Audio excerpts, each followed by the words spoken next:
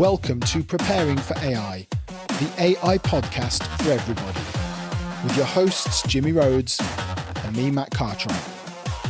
We explore the human and social impacts of AI, looking at the impact on jobs, AI and sustainability, and most importantly, the urgent need for safe development of AI, governance and alignment. You're a slave to fashion and your life is full of passion. It's the way you are. You've suffered for your art. With your jogging in the park, you know you should go far. Welcome to Preparing for AI with me, William Shatner from Boston Legal. And me, Daniel Paz, co-founder of Outlet. Of what? Don't know, it's just co-founder of Outlet, isn't it? Oh, well, we've given him the mark of respect of an introduction of our podcast. I'm going to have to explain myself. We don't even know who he is. I always ask you to explain yourself. I'm going to explain it later in the context of the podcast that we're about to do. You didn't ask me why I was William Shatner from Boston Legal rather than from Star Wars. I mean Star Trek. From Star Trek. So, first of all, I've never seen Boston Legal, so I didn't know who was in it. He's the main character. Oh, right, okay. Well, it's really good. Well, there we go. Here's the reason we'd say it, because you should watch Boston Legal, because it's brilliant, and William Shatner's even better in it than he was in Star Trek. Like, probably 20 years, 15 years. Okay. He's still alive, though. Yeah. He's nearly 100. Amazing. Anyway, this is not a podcast about William Shatner. It's a podcast about AI, would you believe it? And this week we are going to talk about, kind of loosely, this episode is about AI and entrepreneurship. Yeah. But it's sort of more about how ridiculous the idea that seems to be doing the rounds at the moment that AI is going to make everybody an entrepreneur is, and then we'll use that to explore all of the good things that AI can do and all the reasons why that is frankly bullshit. There is some absolute gibberish going around online. I've seen multiple episodes, I think now, of Diary of a CEO with, I can't remember who the fella is, I'll find out his name in a minute, but like people talk like good research for this episode. Yeah, but watch Diary of the CEO, it's much more popular than us anyway. But generally people going on there and being like, it's fine, yeah. Like, well, there's different opinions, obviously, but you've got like, from one end, you've got like people saying no one's going to have a job and it's going to be absolute carnage. And then other people being like, everyone will be able to be an entrepreneur. It's the ultimate version of the American dream. And I'll be honest, like, I mean, maybe we can make a balanced argument. Daniel Priestley, isn't it? Daniel Priestley. He's definitely one of the proponents. Aussie guy, I think he is, isn't he? Yes. Yeah. I think he's based in London, but he's Australian. He's Australian. I like him actually, but this idea, and like you say, it's not just on there. The reason we wanted this episode is it kind of started actually with an episode of Doak that I watched about maybe 2 months ago with him and is it Gary Alexander? It's Gary anyway, isn't it? Gary, the economics guy from London. Oh yeah. And basically, it's him and Daniel Priestley. Gary's economics, and Gary just tries. I do, but on this episode, he tries to like take down Daniel Priestley and actually makes himself look a bit of a dick. But this was the first time I heard this idea anyway. Like Daniel Priestley talking about how AI is going to empower everybody to just be an entrepreneur, and everyone is able to be a self-made millionaire. And frankly, it's just it's nonsense. Not that people aren't going to be able to do it, because some people are going to become trillionaires. But the idea that everyone can do it and that it's going to bring in equality is what's nonsense. Yeah, absolutely. I mean, Gary from Gary's Economics he's definitely a polarizing character. He polarizes me, to be honest. Like I swing from like agreeing with everything he says to being like, nah, it's too much. I agree with what he says fundamentally is wrong. I disagree with his solutions for it because they just don't work. But yeah, so the Diary of a CEO stuff, like I've seen so much of this stuff, and like, I mean, why, like the thing that I've never heard anyone talking about, which seems the fundamental thing to me, is the concept that everyone can possibly be an entrepreneur. And I mean, I guess they're not saying like everyone's going to be a self-made millionaire. They're not trying to say that. They're saying everyone can just do the thing that they like doing, do the thing they're passionate about. But unless, like, what is it? We're all going to have lemonade stands. I mean, a lot of people, one of the things I do agree with Gary on is like a lot of people, they don't. So AI is going to make everyone an entrepreneur. It's like a lot of people, they're not interested in being an entrepreneur. It's just not in their mindset at all. It's not necessarily in everyone's the way everyone thinks. In fact, it's not in the way the vast majority of people think. A lot of people don't have the financial freedom in the first place to take the to risks. even take the risk. Yep. And 90% of all businesses fail anyway. So it is a huge risk. There's all these stats out there. I mean, I'll be honest. I think a lot of people, I've had business ideas in my life and I've got really excited about them. And the natural thing is I'm going to be a millionaire. I'm gonna make so much money. You'll sort of get quite excited about it. But the harsh reality is, if I'd gone and done any of those things, there was probably a 90% chance I was going to fail. Yep. And other people have done it, and you haven't got. I'm not saying you'll never do it, but you haven't got the personality to do it. Otherwise, you'd have already done it. Now, it doesn't mean you can't be an entrepreneur to some degree. But are you talking to me? Or yeah, to you specifically. Specifically to you. It's a bit harsh. No, but I mean, if you were an entrepreneur, and I mean the kind of person, because an entrepreneur to me is not someone who does one thing. It's someone who is, over and over again is just trying new ideas and trying new businesses. That's me. Yeah. But without the business. Yeah, exactly. Then you've already kind of done that. Now, that doesn't mean that you are not going to, create a business that makes you a lot of money. But the idea of an entrepreneur is not, like I say, is not about that. The idea of an entrepreneur is it's someone who is, over and over again coming up with new ideas, and that takes a certain personality time. Yeah, so I completely agree with you. It's the starting point is it's fundamentally impossible because of people's personalities. The second thing is it economically doesn't make sense. Now, if they're promoting more of a kind of cooperative idea where we can all do, a bit of what we like and make enough money to get by, I don't think that will happen, but that's more, that's sort of feasible, because if you did move to a different system, yes, you could have that you make something and I make something and we sell it to each other, and it almost becomes a kind of a bartering system. Yeah. That's okay, that's a long way up, but what I'm saying is that's sort of feasible to some degree, that people are all doing something different and are making enough money to get by on that. But the idea that everyone can just become rich is also just economically impossible. And that's my problem with people like Daniel is I think what they're talking about is everyone can live the American dream and become really wealthy in that part of that sense of entrepreneur. Because otherwise, I mean, if you're talking about bartering, is a bloke who starts a corner shop an entrepreneur? I don't think so. I don't think that's what we're talking about. No. I don't think that's what he's talking about. And this is someone who's always seeing opportunities and take advantage of them, and then moves on to the next thing when it's time to do something else. Yeah, serial entrepreneur. But yeah, so that's why I guess it's rubbish. But why does AI make that? I guess why does AI make this a thing, and why are they saying that? Or because he's not the only one. He's the kind of example here. And it does seem that Daniel Priest is the one that is talking about this a lot, but he's not the only person. So why are certain people now saying that, with AI, everyone has this kind of opportunity? And do people have an opportunity? So I think they do. I think right now I think first of all, it's in a relatively narrow domain of online. So you could become an online entrepreneur now with just an idea. You could have very little coding knowledge. You could have, forget even coding, business knowledge, right?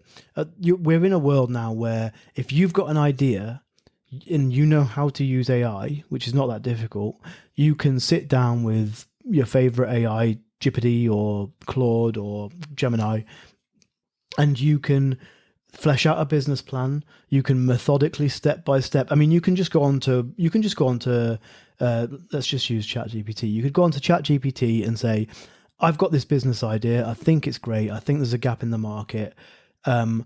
How do I, from scratch, start a business? You could ask it, you could get it to do a deep research project and be like, tell me step by step how to do this. And then it could probably tell you step by step, okay, you need to make a business plan. You need to, and then you can tell it, okay, make the business plan, and then it will make you the business plan. Exactly. Yeah. Step by step, how do I do it? And then you can probably get it to do all those steps. And then, okay, maybe it's a little bit more advanced, but if it's something that's you can do online, if it's an online idea, I don't know, a new app or a new app ecosystem, or, some sort of AI wrapper, something like that, you can probably get it to walk you through how to build how to do it all, how to build it, how to make it, how to be your own software developer, even if you know nothing about coding, how to do vibe coding. You can it would take a lot of research, and you'd have to digest a lot of information if you were starting from absolutely zero. But in it's theory, easier than it's been at any point in history before. Yeah. Because you've now got something that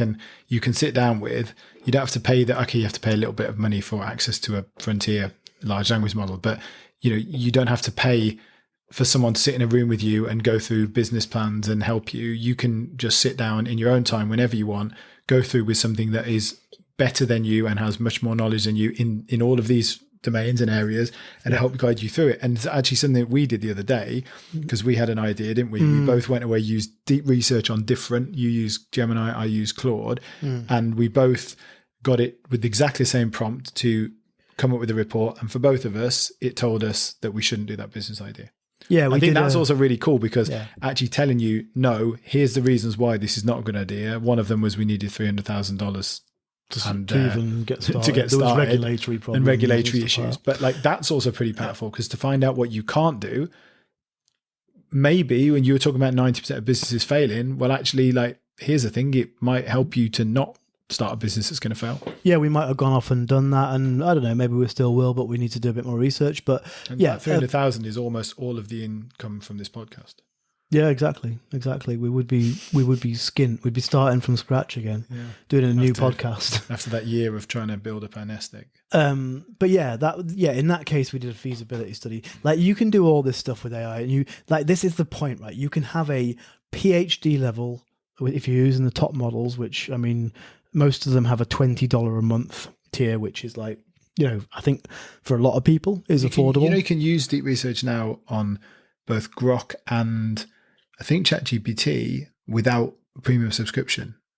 Oh, really? I didn't know. I'm pretty that. sure, because you get a limited amount. You don't. Yeah, of course, you don't get many, but limited. But I think. If you use it. So in theory, you could do this for free if you if you took a bit of time or spread it across models or something like that. If you were smart with it. So in theory, you can for free now have like the best AI assistants, which are only getting better all the time. To like I say, across all domains, these things are now like at least graduate level, PhD level in their respective fields, which you can't hope to be. And that's the amazing thing about it. Like, if you leverage the sort of the level of intelligence that's been made available to everyone, you can potentially, if you I suppose you have to be like sort of smart about it or understand what you're doing, but like, effectively you can just GPT your way to a successful business, I think. I made the argument against everyone can be entrepreneurial. Now I feel like you can be, but well, no, we're not, because we're not saying people can't be. We're not saying that individual people can't be. We're saying everyone can't be. Everyone, I guess, and maybe we are arguing for what he said. Maybe we're misinterpreting what he said, or what because it's not. Just he's kind of saying anyone. He's saying everyone. He's not saying where he's saying anyone can. He doesn't mean everyone will be. Yeah. But I don't. Also, not anybody can. I don't think so. As well as not everybody can. A lot of people don't have time for this stuff, right? But I guess it does democratize it in a way that it hasn't been before. I mean, like, I think I am going to try and start a business of some kind. Now, I'm not sure that that's going to be a business that's going to change my life. It might be something that's going to be a small passive income, but I'm going to do that because AI will help me to do it. Now, I was kind of thinking of some things before, but AI will make this much easier for me as someone who is, I don't know, in the top 20% of people for using AI or embracing AI. So I'm not most people, but I'm also not at the forefront of AI. So I think it enables someone like me. And we talked, in the introduction episode that we redid, we talked about Ben Cook as a kind of generalist. I think that's the kind of example of people who are generalists. It's enabling you to be, as a generalist, to be like good at loads and loads of different things and to pursue something that you want to do. But you have to have still the money, the ambition, the sort of personality type, the risk, the time to be able to do it. Yeah, definitely the time. I think time's a big thing, right? So like, if you're, I don't know, let's say you're in your mid-40s and you have a family and you're like, you're working. Let's say I'm in my mid-40s and have a family, Yeah, but let's say you're... I'll say it. Let's say you're in that situation, but like maybe you haven't got much disposable income at all. Maybe you're working several jobs to just make ends meet. Time is a really important thing. Yeah. And I think that's something that I think we probably have a little bit more time than a lot of people. Like, I think There are a lot of people who don't have enough time to spend on this kind of thing, don't have the time to go and sit down with an AI language model and dream about this kind of stuff. And that's probably the limiting factor in a lot of cases. But anyway, I think it leads quite nicely on to what we're actually using it for.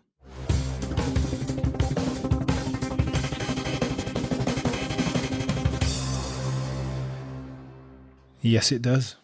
So, we thought it would be a good kind of example, I guess, of not necessarily entrepreneurship in terms of, necessarily making money, because who knows whether this will make money, but not yet. Yeah, exactly. But some of the things that like we've been doing in the last like couple of months, because I think this is where like it has massively taken off. Like that, it's not necessarily the sort of exponential growth. It's just like the frontier models now, we're at a point where it's not that they're 100% trustworthy, but where it's not now like you're trying to get them to do something and they're, oh, this is fucking rubbish and I'm having to like retweet and why is it done this wrong? It's like, it's giving you something that's like most of the way there almost every time. Yeah. And like with coding, you do vibe coding all the time. We'll talk about that in a minute. Yeah. I do less so sort of coding, but I do use coding now in a way that I never did before. And so, yeah, do you want to talk through some of the stuff that you're kind of using it for? Yeah, sure. So, I agree with you. Like, hopefully some of the stuff that I'm doing will come to something at some point, but up to now, it's just been playing around with it really. But I'm a software developer. Like, I wouldn't say I'm like an expert level coder across anything, but I'm quite a generalist. I'm good with processes. I'm good at understanding how software works and hangs together and, why you need a back end, a front end and middleware in between and all this sort of stuff. Like, I've got a really good general knowledge of it. Being as a hands-on coder, probably not that great, really. Like, probably average at best in a few specific domains. But I feel like I'm a superhero when I use AI because I understand enough about coding to understand the process that you need to go through. Specifically with vibe coding, and I'm not going to go into tons of detail, but do you want to just say what vibe coding is? Because I think a lot of people won't know. Oh, sorry, yeah, I've just launched into it. So vibe coding is, for anyone who doesn't know, is basically, and I wouldn't say I'm 100% vibing, but vibe coding is the idea that you use something like Cursor or Windsurf, and there are other things available now. But these are developer environments that traditionally you would have written all your own code in. These ones have AI connected to them. You can also use things like Klein, which is open source. Shout out to Klein. And so what you're doing is you're within this environment, you're connecting it to a large language model, something like ChatGPT or Claude or Gemini, whatever. And you're just saying, I want to build this. I want to build this app. So a good example that I did recently was, and this was just for fun, I wanted to send an invoice. And so instead of just like, producing an invoice, I was like, I wonder if I can just make an app that does that. And using this vibe coding technique, I literally said, I want to create an invoicing app. These are the kind of features I want it to have. And it just went and built it. And this is an iterative process. It takes a little while. And you have to have, I think you have to have a good process that you understand yourself. It's not as straightforward as just like, make me this app. Although it may well be in the future, because as with all of AI stuff, this is the sort of worst it will ever be. But within half an hour, I had a fully fledged invoicing app where I could add clients, and this was to make one invoice. I could add clients into it. I could create invoices. It had all the styling. It looked really good, and stuff like that. I've used it to create websites before, like just as like demonstrations. I've used it to make a presentation using HTML, using like, common internet like website technologies. You can do like anything you can imagine with it. The caveat there is, and I'd recommend if you want to like get into vibe coding, watch videos by Matt Berman. He does he does YouTube videos, YouTube tutorials. He does some specific ones on vibe coding, which are really good. And where I've built on that stuff and developed a bit of the way that I work with it. I'm happy to give away tips, but I don't want to go into like too much of a rabbit hole on vibe coding. But essentially, it's about how you contain the large language model, for want of a better word. So it's coming up with, you can put rules in Cursor, which basically say, okay, when I'm talking to you, always take into consideration these rules. They're things like document everything properly.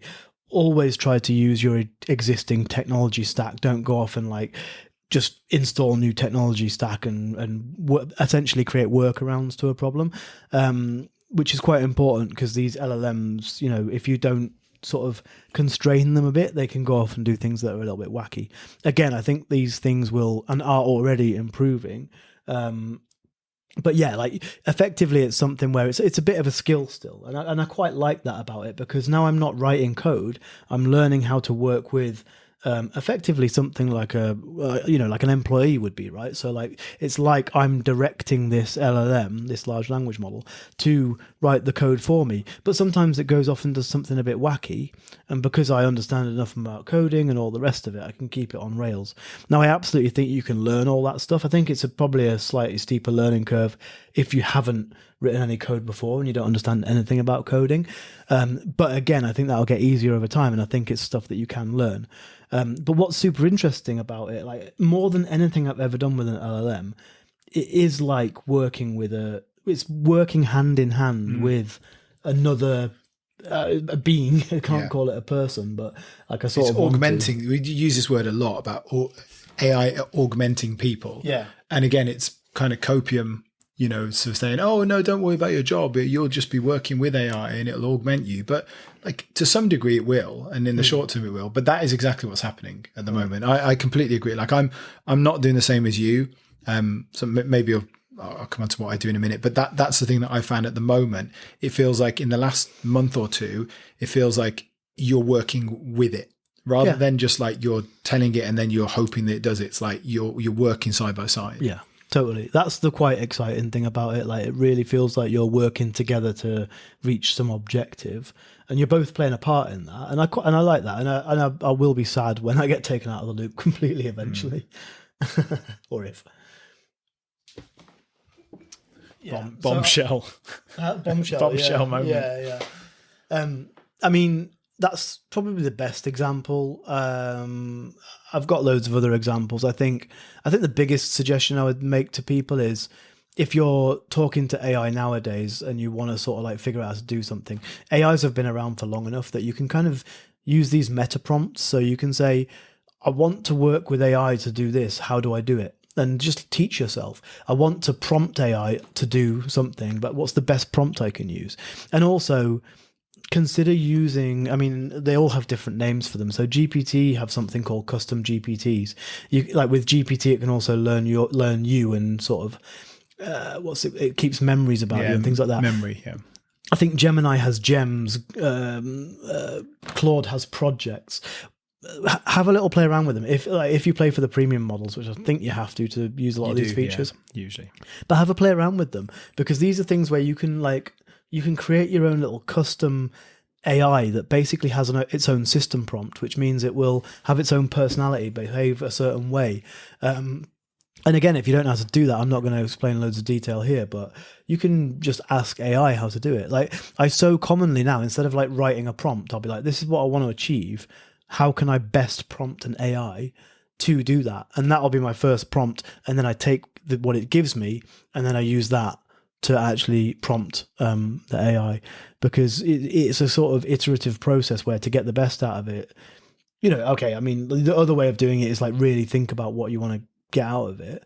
But that's really important, is like if you were explaining to another person a task that you wanted them to do, you would have to like clearly explain what you're looking for and what you need out of them. And it's absolutely the same with AI. The benefit with AI is you can get it to do so much of it for you, basically, or alongside you. It can support you. I got 3 examples of things that I've been doing that I think are sort of relevant and useful for people. One is actually using code. And I've got a sort of anecdote. I told you this the other day, but I think it's quite funny that I was using, I can't remember if I was using ChatGPT or Claude. I think I was using Claude, and getting it to write code, Python code, And first of all, saying like, okay, what talk me through from the very beginning. And it said, okay, you need one of these things. You need, okay, I'll go for Anaconda. So download Anaconda. You do this. Anyway, like an hour and a half of trying to do stuff. And there's some issue with not so much with the code, but there's an issue with setting up and getting basically Anaconda and the different sort of workspaces to work together. And I was like, this still isn't working. Tell me why. And then it said, oh, well, okay, why don't you just try Google Colab? Because actually Google Colab's better and it's easier and it will definitely work and it's much better for the project that you're doing. So like, this is where like, because I didn't ask it, first of all, like, tell me which is the best thing. I just said, okay, talk me through step by step. It didn't actually talk me through the best thing. But once we got going and got in Colab, as someone who has, well, actually, I say I've never written code. When I was like 7 years old, 8 years old, 9 years old, I used to code on a ZX Spectrum. I used to write programming. So I have got some coding experience, but Nice. it's literally like 35 years ago. But anyway, like I've done a bit of HTML and stuff like years ago, but I want to come back to your example in a bit, but like I'll carry on for now. Starting to write code, like the last time that I was, or before this time, the last time I've been doing it, I was using ChatGPT, and it would have been probably last September, October, and so maybe November. So it's basically like 4 or 5 months in between. The difference from when I was trying to write it then, that actually was quite helpful to me, because as someone who didn't know code, I was having to work out what was wrong, and I was having to go in and help rewrite the code myself. To using it now with Claude, I never had to do anything. I never had to change it. Every single bit of code. Yeah, it might not have given me what I wanted exactly, because I had to say, oh, actually, I want you to do this. But the code was perfect every single time.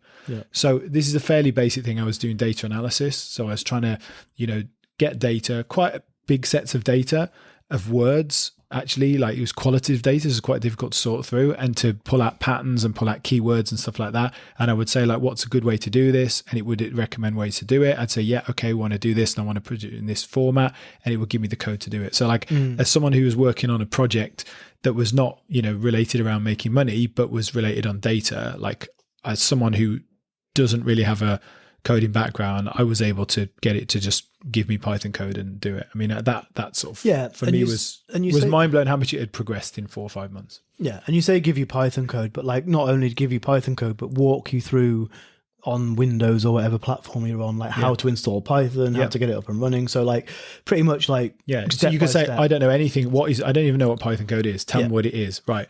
What do I need to download? This. Okay, now I've done this. Now how do I integrate you with it? And it will talk you through every single step. And I think that's a bit of an eye-opening experience. And like, if you haven't coded before and you're even slightly interested in it, it could be quite a nice intro into it. Because actually, when you read Python code, especially Python code written by an AI, which is actually quite neat, when you read it, you can kind of tell what it's doing. Absolutely. Yeah. You very quickly pick up patterns in it. Yeah. The other one I wanted to talk about, I've maybe talked about this, in the past, but like, my other kind of interest and sort of health and sort of alternative therapies, functional medicine, that kind of thing. So I have a project set up in Claude, and I have several documents. So in Claude, you can upload several documents in there. So in there, I have documents which have my sort of daily supplement protocol. It has my sort of weekly general exercise, and when I do red light therapy sessions, all of that kind of stuff I put into a particular file, so it has access to that. I also have a gut microbiome analysis, which I had done here. I have a gene analysis, which I've had done, and all of those results. Now, some people might say, well, I don't want to upload this stuff. I don't want it to be in there. So you've got to think, I guess, if you're worried about that privacy thing, this is maybe something you don't want to do. Jeopardy's getting trained on your gut microbiome. Well, the thing is, I'm like, I had it done in China, so the least of my worries is Claude having my data. But I put all that stuff in there, and I've done separate kind of chats on each of those things to say, okay, pull out this information. I know about things like my HLA genome, which is how you basically present antigens and stuff like that. This is really quite kind of cutting edge stuff. I know about, from that, how I will react to viral infections. What are my risks of autoimmunity? I know from my kind of gut bacteria, what are the likely things that I've got. Now, in that project, anytime I want to go in with something and say, this has happened to me, rather than if you just said to like ChatGPT, oh, I've got my stomach hurts, what do you think it is? Because of all that information that's in there, if I say to it like, I want to lower my cholesterol, it can say, your cholesterol last year was this, you've lowered it by that this year, you take this supplement and this supplement, you do this every week. Instead of doing 2 sessions of high intensity every week, you should do 3 sessions. Why don't you try reducing the amount of this that you do? So like, because I think one of the things about AI that is so, I know this is not entrepreneurism, but one of the things that is going to be so powerful is making healthcare and nutrition personal, right? That is like the biggest difference that there's going to be in the next few years in kind of the healthcare space is when you look, it's not comparing you to population averages, it's looking at you as an individual. All of this information, I could have got this kind of information before and I wouldn't have known what to do with it. I would have had to go and pay for a doctor to tell me about it and I have to try and remember it. I couldn't bring together a gut microbiome analysis with my blood test results, with my exercise regime, with what supplements I take. I couldn't bring all that stuff together in one place.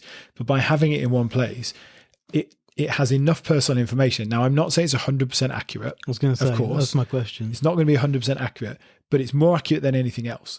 Yeah, and I'm not going to make a massive counter argument. I suppose my question is my reservation is like you're someone I think like you're passionate about this area. You know a lot about it. You've put all this information in. You're like, and you understand enough of it. Like, would you recommend this to the average person? Like so specifically no, what you it's really interesting what you say, because I've had this conversation this week with people in a kind of social media group who are like similar people who are interested in similar stuff but don't know as much as me. These are people who actually approach me about stuff and they were like, oh, how do you use this? And I do have reservations because there are not a huge amount of times, but there are times that it will tell me something and I will know that's incorrect. I will say, no, that like here's a really, really niche example. Recently, this was actually not in this Claude project, but ChatGPT, I was talking about something called B5P. B5P is a highly bioavailable form of vitamin B2.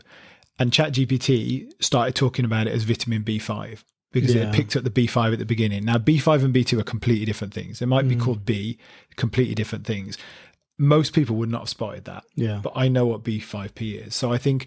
And it could be recommending you take grams of something that you should take. You would take a different amount. So there are risks to it. But having said that, I would say if you don't understand the subject matter, you're not going to be asking that niche a question. Yeah. Like helping you to understand those reports, like just a really simple thing like a blood test result.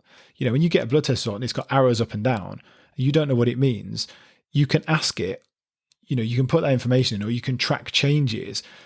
I think you're right. You've still got to be someone who has an interest and knows enough. Or when you're getting recommendations, you've got to challenge them. Yeah. You use a different large language model or just say to it, are you sure? What's the evidence behind this? But it's still incredibly powerful. Like to be able to say, like, I can look at certain things now and be like, okay, actually this thing that has always happened to me for my life, maybe it's because of this. And I never would have thought of that. But now you've identified this, actually this kind of links together. And if you care about this stuff, I'm just giving one example. You might be passionate about something else. You might be passionate about your diet and what you eat. But it's so powerful to be able to help you to understand it. And it is the reason I use is another example at the moment of augmenting you is working with you. You're having a conversation with it. It's not telling you what you need to do. It's giving you ideas. I think when you ask like, what should I take for this is a terrible idea. Where you have to have an idea of what you want in the first place to give suggestions. Yeah, your point there being, because you were talking earlier on about, the genetic analysis and the gut microbiome analysis. And this is all about like, this is what you're talking about with individualized medicine. And this is becoming a thing now. So everybody is like slightly different, right? Everyone's got a slightly different genome. People have different blood types. People have different gut microbiomes. And all of those things mean like one person can be completely fine with drinking milk. The person next to them can be lacto intolerant and like have a really bad reaction to milk every single time. This happened with, a close relation of mine who like was, lactose intolerant, didn't understand what was going on. As soon as stopped drinking milk, absolutely fine. And so And this is like, this is like across everything. And so I mean, I haven't done it myself, but I'm thinking of doing like some of this microbiome and genetic analysis just to see what it says. I'll be really interested, because there are times when I've had dodgy guts and stuff, and not just from having too many beers the night before.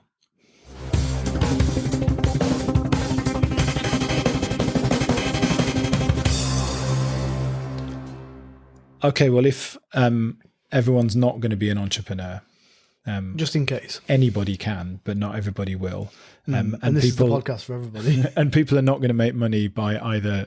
Well, they might make money from Vibe Code, and they're not going to make any money by analyzing their gut microbiome. Although they might live longer and have a better life, but they're not going to make money. So, should we talk about what's actually happening to the job market? Because we are starting to see cuts made, and this is a difference now. I think in the last few months is like, they're mentioning technology. They're still not mentioning AI explicitly, but they're mentioning technology. So a friend of mine works for an organization which admittedly is kind of data driven, but they cut 20% of their global workforce. And they've said this is due to the need to embrace technological efficiency, which is AI. Yeah. So like we're seeing it. It's not Excel spreadsheets. They've been around for a while. And we're also seeing, like, weirdly, on the other hand, because you like, of course, you always get this with stories where, you get the one side, then you get the other side still saying, oh, well, it's just nothing. A bizarre thing I saw the other day, which is talking about translation in particular, and saying in the US, the amount of translation jobs increased last year by around 7%. So, like, it's complicated. Really? Like, apparently.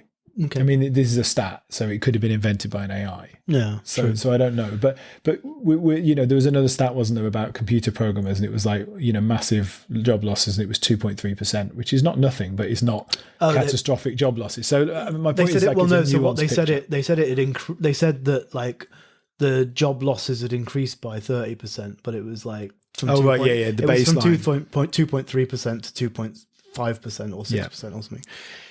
One of those dubious statistics. Although that's not 30%, but anyway. Well, it was a low number. It was statistics, isn't it? Yeah. So what's happening? So what is happening? What? The job market. To the job market. Is everyone, has it started? Is everyone losing their job? No, I don't think so. I think with this, like, there's Waymos going around. I mean, if they're not on fire in LA, there's Waymos going. Well, do you know why that was? No. Did you see why that was? So the reason I didn't, but it's just I called this, didn't I? Like, things being set on fire. It was one of my predictions. But they're not. So this is the interesting thing. So apparently, because I was like, oh, they're just setting cars on fire for the sake of it. It's nothing to do with that. So the Waymos all have loads of cameras on them, and the cameras are always recording, and so they can be used to basically by the police as evidence. Yeah. And so they're just like destroying the CCTV that could incriminate them. Still sort of because of AI. Kind of, yeah, I guess. But anyway, so assuming your Waymos are not on fire, I think we still haven't seen. With what we're seeing now is the tip of the iceberg.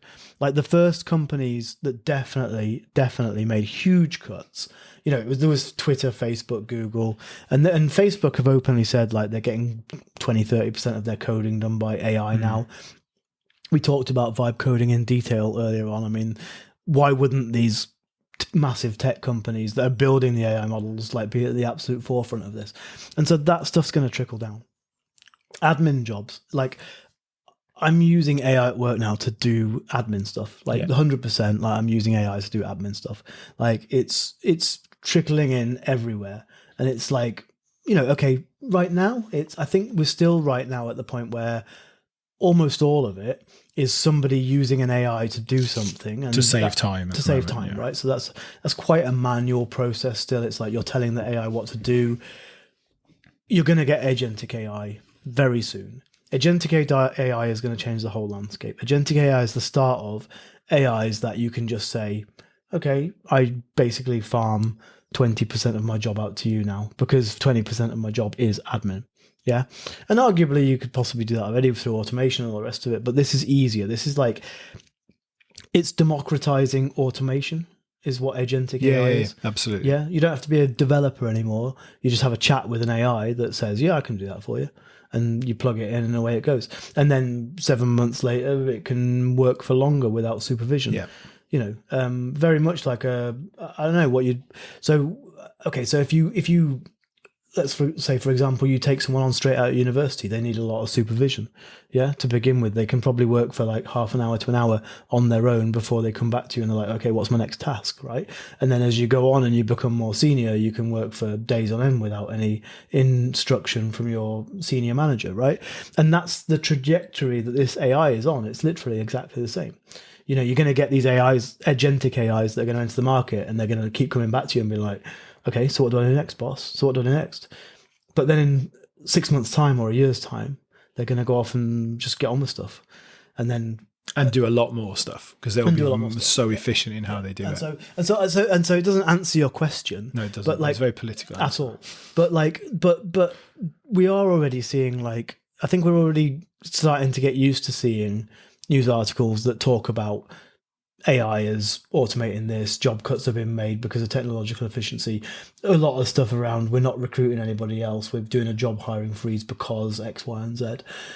I do think when agentic AI comes in, it's going to sort of be another shift where it's going to be. I'll be honest, I've read stuff that's like, that's just going to create more jobs. It's just going to create more jobs. It's just going to create more jobs. I don't get it. I just do not see where it is. This idea that of more productivity because we'll just produce more stuff is like, the world doesn't need more stuff. No. That's not the problem the world has got, right? It doesn't need more stuff producing. Probably not. Is my opinion. We need more plastic. That's what we need. So I actually, I think I may have mentioned this, but I finished a master's recently, and I wrote the final project on AI, or what I called it, a sustainable AI transition for the UK's public sector. So it was particularly looking at, like, how could the UK public sector is what I chose. It could have been, any country, to be honest, but how can they kind of, sustainable transition is basically one where there are still jobs and where we kind of maintain sort of social sustainability rather than, it's not about environmental sustainability, it's about social sustainability. And one of the people I interviewed, a good friend of mine called Joe, he actually said, I mean, he'll happily let me say this, he hadn't thought a huge amount about AI until we did this interview, but he said, well, the thing that he really thought was using AI now, it's not about, and this is obviously very specific to where he works, but he was saying it's not about people being afraid of AI replacing jobs. It's jobs are going anyway, because in a lot of areas, the public sector is one example, but it's happening in the private sector with the economy the way it is in a lot of the world. For economic reasons, people are reducing jobs down. And actually, a lot of organizations are seeing AI as a kind of mitigator of, we need to save money, and we need to save money. We're going to have less people, and AI will mitigate some of that. So we need to embrace it as a way to mitigate it. So they're losing jobs and AI is replacing jobs. In a sense, so it's replacing work, but AI is not actually causing the job losses. The job losses are caused because of the economy, and then AI is being used as a kind of way for us to fill in the background. I think that is like a really, really interesting perspective, because when you're talking about tech companies and they're losing jobs, definitely because AI is cheaper, because they're in a position where, okay, they might not be in profit at the moment because they're spending so much, but they're flush with cash. They've got huge amounts of money. Yeah. But in the rest of the world, you've got an economic situation where, public and private sector organizations are feeling the pinch and are having to lay off people, and AI is going to help them mitigate some of that. So AI is replacing jobs, but I would sort of argue at the moment, it's not necessarily the driver of the loss of those jobs. Yes. Moment. We've talked about this on the podcast before. The difference is from like previous times, because this has happened before, right? So these things go in cycles. You get a lot of job losses because the economy is not doing very well. The difference this time They're is not coming back. And I think we might have even said this before on the podcast, but when the economy picks up again, once things get going, if AI is like now doing... Well, in fact, it will only pick up if AI is... like the only driver of a recovery, to be honest, possibly, is going to be AI. Yeah, possibly. But either way, when things pick up, that's the difference, right? Is like if we're having job losses now, and then it's been masked by the fact that it's like, well, it's the economics, situation. But this stuff's improving so quickly that then once you get out of this situation, there's just going to be more jobs for AI to do. It ain't going to be like, oh, we're going to recruit a load of people now. But we've also got a declining population almost everywhere. So, Well, weirdly, we don't though, do we? We have a declining population in seemingly every country, and yet the global population is still increasing. So I sometimes don't understand it, but apparently the population of Africa, for example, is still growing rapidly, and it's mitigating a lot of that. I mean, let's not go into a sort of immigration thing here, but we have definitely an issue of declining populations in some places, but then we have a lot of movement, and we have a lot of. The trajectory is that it's decelerating rapidly, and we're going to go into population decline. Yeah. Well, we've got depopulation through vaccines and else 5G. Yeah, and the global cabal. And the global cabal. Yeah. So that's If you've listened to the podcast before, that's not coming from me. But so I think. I do think it's complicated. I still think it's something to keep an eye on. Like our podcast was originally like jobs. Yeah. It hasn't really been that for most of the time. But I think this is a thorny situation where I don't know where. I mean, it's mixed up in a load of other political stuff right now. To be frank, but for me, I'll be honest. I will say it right now. My position is and has always been, and I don't care what some of your top bods in Google say about, it's just going to create more jobs. I don't get that. And maybe it's because I'm not smart enough, but in my opinion, AI is just going to start doing white collar jobs. It's just going to be your admin assistant. And so you don't need an admin assistant. And that's going to be the beginning. It's going to be effectively your secretary, or 90% of a secretary's job. So just before we move, because we're going to final part of the episode, we're going to look at like what the solution is. So we're going to look at things like UBI, different kind of economic models. But just before we move on, what about sort of jobs that are not white collar jobs which are not using a computer? What about, because years ago, the thought was when AI comes in, it's robots automating things and taking away manual work. I think there's no doubt now that if you're a plumber, you've definitely got more time than if you are an admin assistant in a GP surgery. But how long have they got? And should we all be pivoting towards manual work and farming? Possibly. I think this is much harder to say because we haven't whereas I would say that like things like LLMs and agentic AI are clearly on a trajectory and don't like anyone who's like remotely knowledgeable on this stuff is only predicting it's almost an exponential trajectory. But even if it's not, we're going to the agentic AI, they are coming, they are around the corner.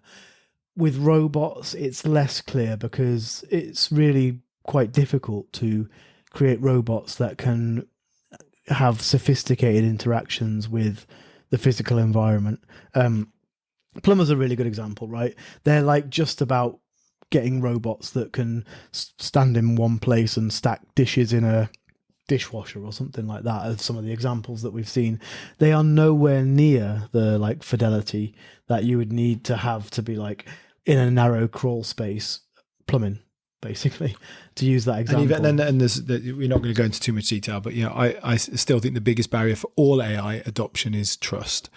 And I think people are too trusting of large language models because they think it's just a computer, but they won't be as easily trusting of, no matter what you make it look like, it looks creepy. And it's going to take a long time for people to be okay with something coming into their house where their kids and their pet is and, coming and fixing something and not just mowing them down, because we have all seen films where we've all seen Terminator, we've all seen films where there was a robot that did something. We haven't necessarily all seen, well, maybe everyone's seen the new Mission Impossible film, but films where, an AI in its kind of current guise has done something bad. So I think that's a big barrier for adoption. But so if you're training now to do something, then definitely you've got more years left in you if you go and do something more manual. Yeah, I also feel like when they cock up, they'll just do something catastrophic. I don't know. It's just a feeling, but if you had a plumber robot, it would saw through a pipe and flood that entire property. Yeah, and then it doesn't know how to fix it because it doesn't have in its memory how to. It's only been programmed to come and do the thing it's meant to do, and when it goes wrong, it doesn't know what to do. Something like that. Yeah, I mean, obviously they're not programmed, but it feels like it feels like some stuff like that is just quite far away, really.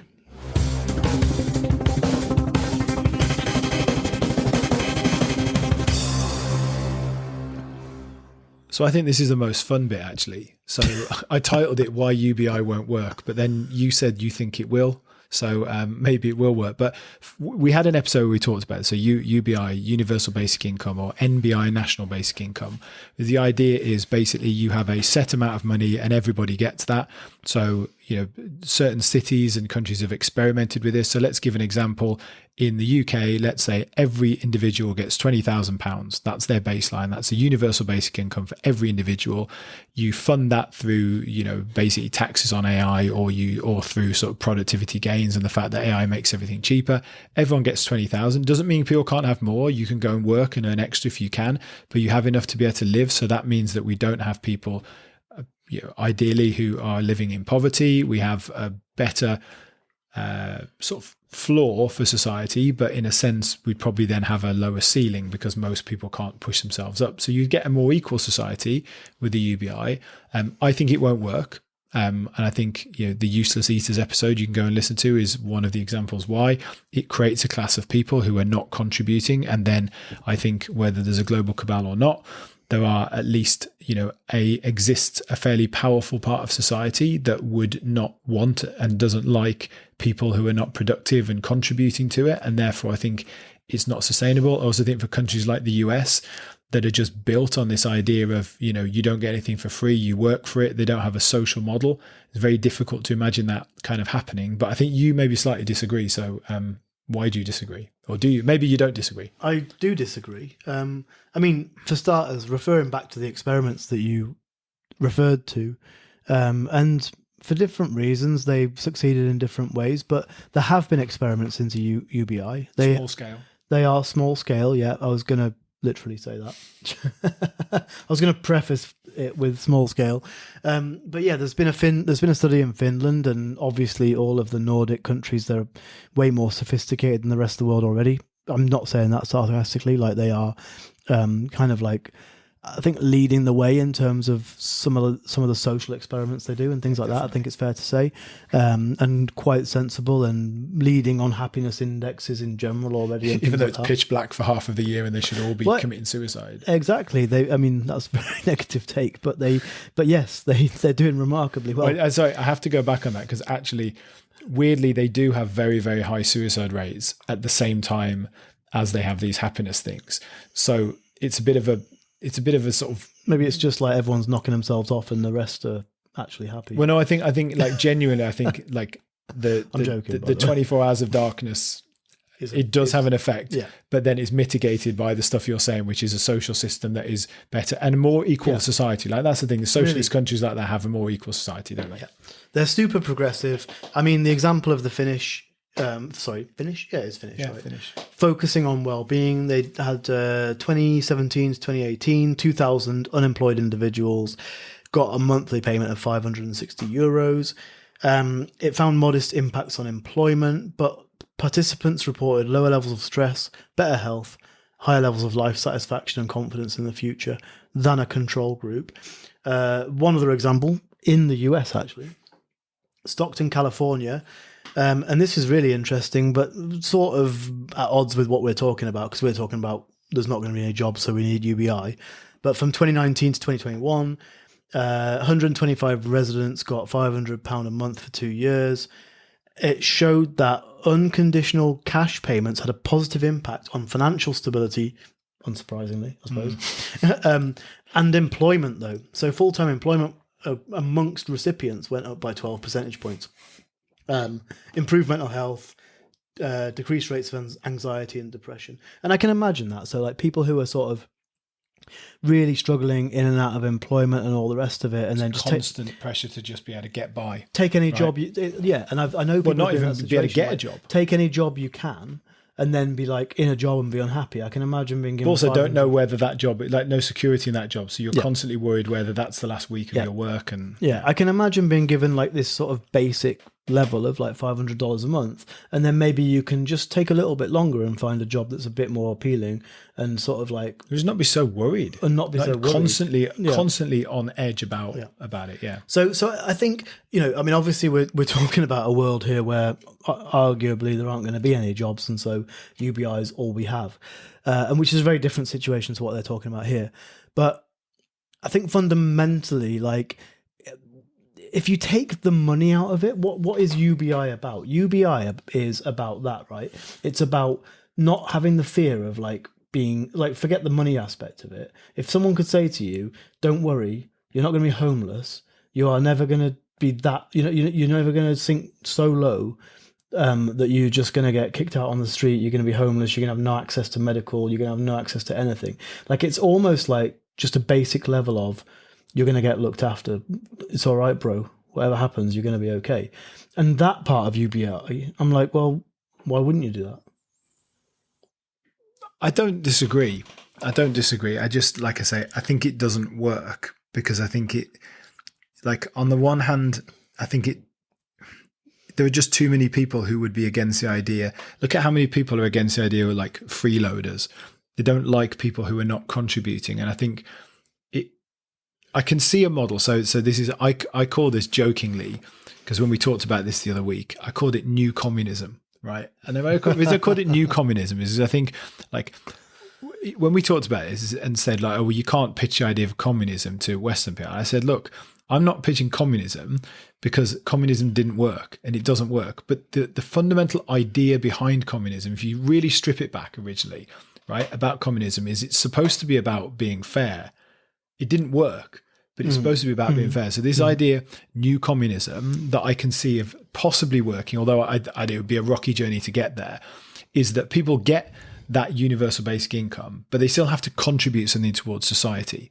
So, I'm not saying everyone goes out and picks rubbish up off the street, but there are lots of things that you could suggestion, do. But but I mean, it's one thing, but there's lots of things that you could do. Plant more trees, just keep things in better shape. Now, I don't know how that would work in a sort of liberal and open society, which is why I kind of jokingly call it new communism. But I can see a way in which this, and like I say, new communism is a joke. It's not communism. It's something different. But where that is attached to an income. So it's like you get this income, but you still have to do something. You don't have to work 40 hours a week, but you've got to contribute to society. You've got to go and do something. Fine.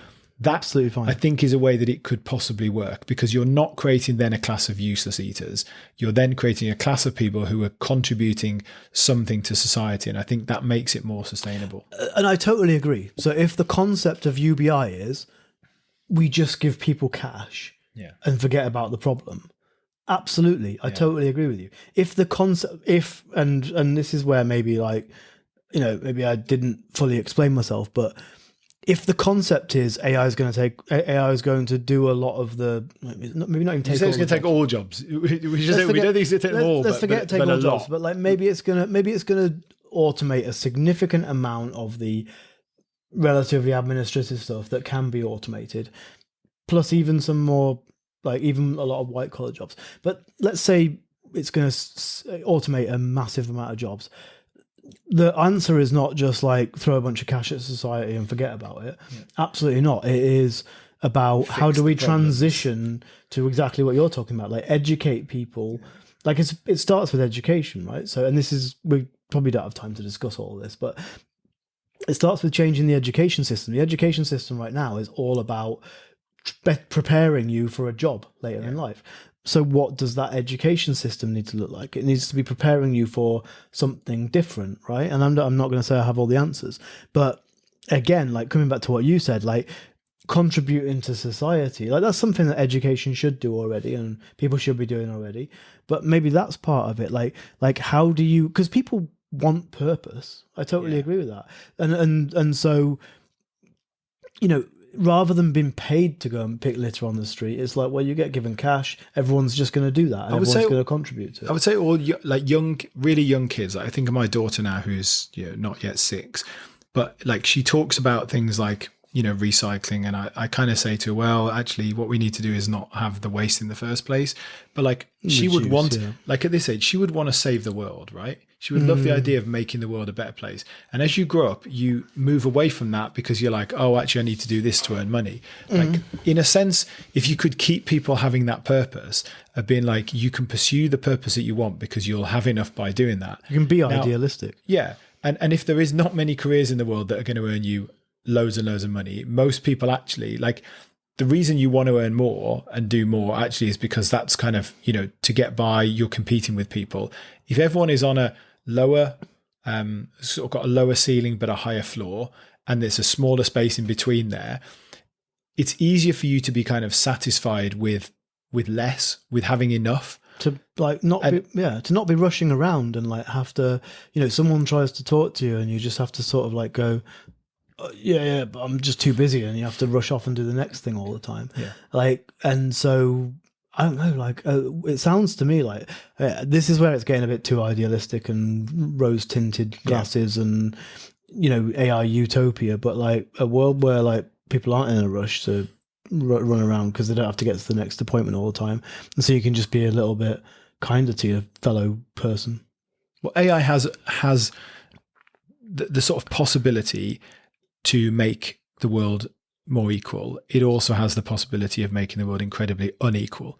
And I think what I really think will happen is I think we'll have a very, very small class at the top. I think this is inevitable. Minuscule. Of 0.1% of trillionaires. And if they just have money, that's fine.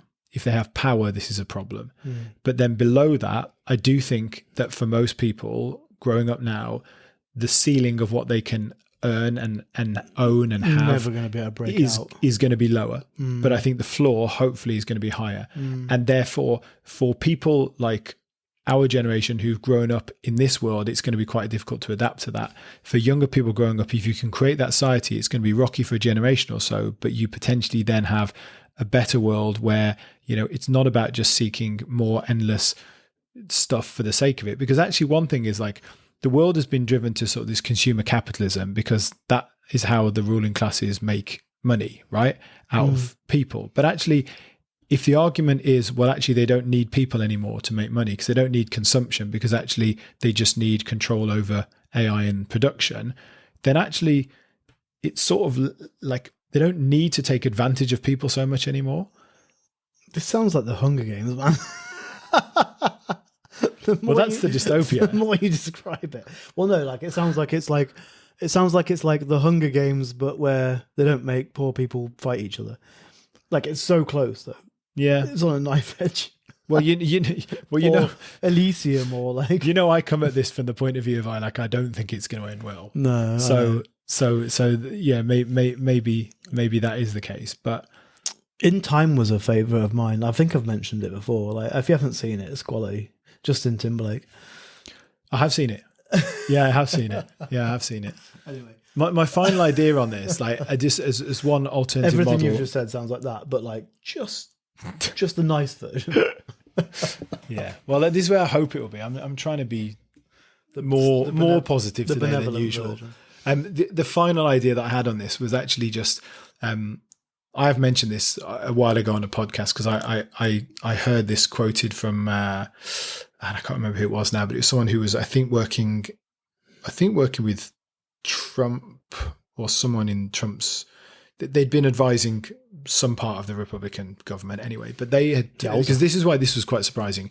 They had talked about how they thought that the way this would work and the only way, and they were very much against kind of UBI and it wouldn't work for the same reasons as I've said, but that what they would end up having was taxing use of AI or incentivizing employment of people to the point that, you have to make employing a person basically more financially viable than using AI. Now, I remember when we had this conversation, your criticism was you're creating jobs which are pointless.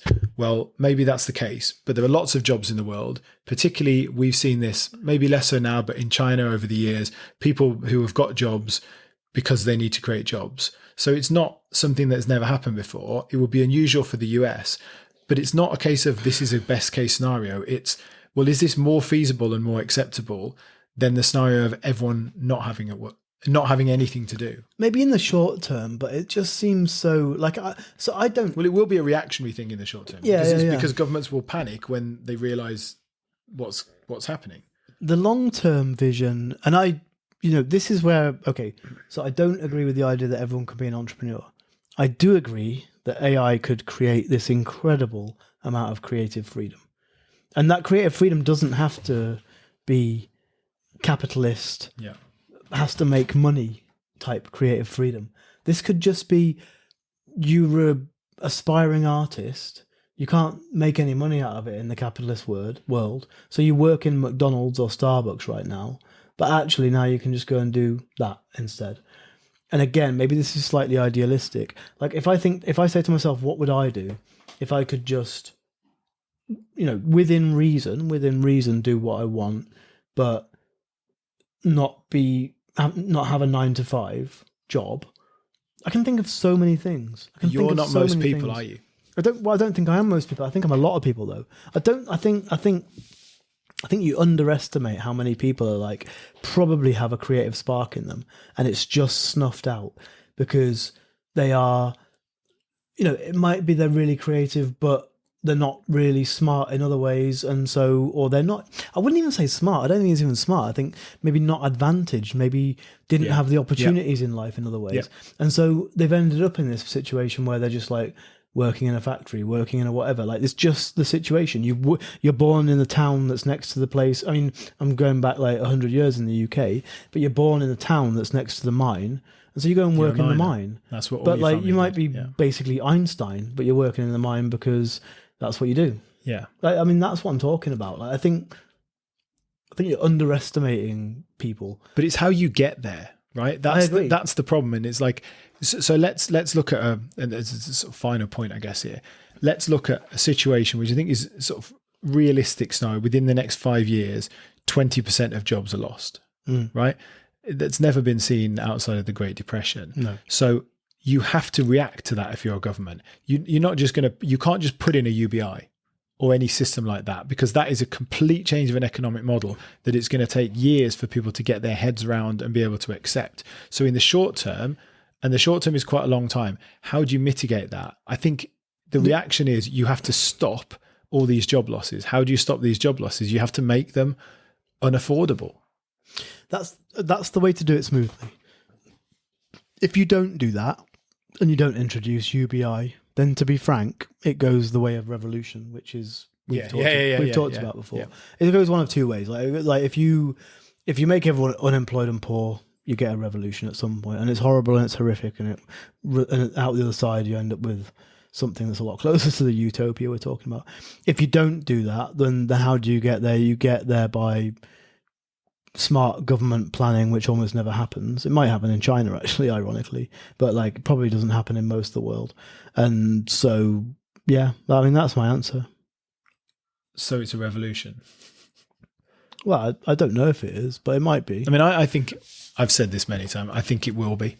I don't know to what degree. I'm not sure I necessarily think it will, because I think, like with all things, before you get to that stage, like once the rioting, once the people on the streets, once the rejection of sort of AI and the sort of burning down of factories, every single electric vehicle getting smashed up, once that kind of stuff starts, I think then that provokes the reaction that means you probably don't get to the point of the revolution, because it probably reacts before that. Yeah. But I think it's like a semi-revolution. I think you semi-see that. I mean, I've said this many times. I think I said by the end of next year, I'm not sure about my timelines. We need to revisit the predictions, but there'll be mass rioting and mass protest and social unrest once things really start to kick in. And it's just, how far does that go before you see a reaction? Or maybe there are very, very clever people in governments who are working on this, and we just aren't giving them enough credit. Yeah. And actually that's the thing that's changed. I think in the information age versus previous, if you're talking like over the last few hundred years, we are in that age now of information. People are able to, especially with things like AI, are able to, I mean, there isn't no beating around the bush, like manipulate populations, things like that, manipulate information. And so maybe it won't go that way, and maybe But the only way it doesn't go that way is if you mitigate for it somehow. And that might be creating, like, for want of a better word, like vacant fake jobs, which I don't think is a great idea. I think a better idea is to get out ahead of it and just find a way to support people. But I'm not saying what's a better idea. I'm saying what will actually happen. Well, but again, like, I mean, maybe I'm wrong, but like, it does feel like this in this day and age, like, I can't see how the revolution thing, right? For example, like, it'll be really obvious that we're going in that direction, and then AI won't let it happen. Something will self-correct. Yeah, maybe AI won't let it happen, but I don't think people will let it happen. I think we've seen this stuff too many times in the past, but I don't know. I can't predict the future. I'm not Nostradamus, and apparently he was crap anyway. It was a shame, because if you could have predicted the future, we could have ended this episode with you just giving everyone the answer. As it is, they'll have to go away and make their own minds up. Yeah. The answer is crack on, see what happens. Good stuff. Right. Thanks for listening, everyone. See you all in 2 weeks.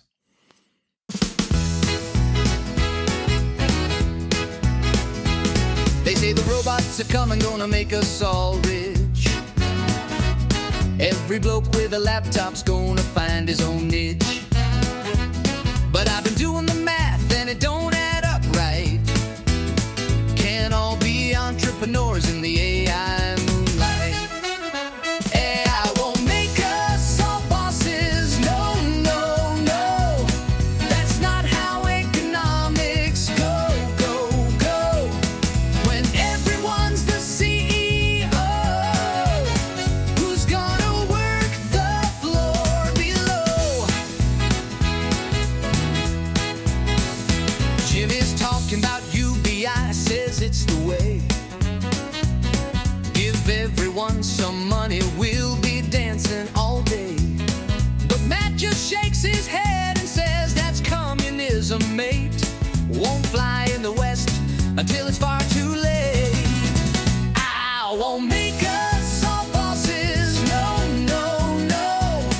That's not how economics go.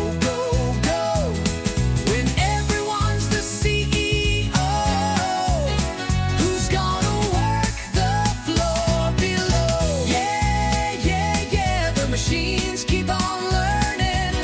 Yeah, while the world keeps on turning. But when push comes to shove and we're all useless eaters, we'll be singing a different love song to ourselves.